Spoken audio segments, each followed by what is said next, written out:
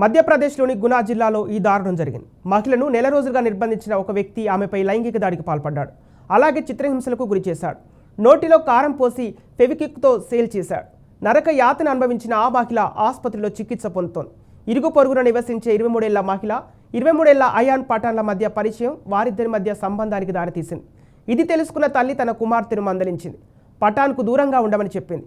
అలాగే కుమార్తెను శివపురికి పంపింది.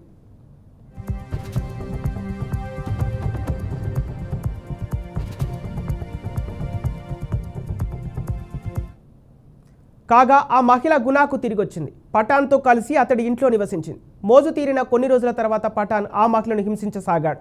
ఆమె తల్లి పేరున ఉన్న ఆస్తిని తన పేరు మీద బదిలీ చేయాలంటూ చిత్రహింసలకు గురి చేశాడు. ఈ నెల 16న బెల్ట్, ప్లాస్టిక్ పైపుతో ఆమెను దారుణంగా కొట్టాడు. కంట్లో నోట్లో కారం పోశాడు.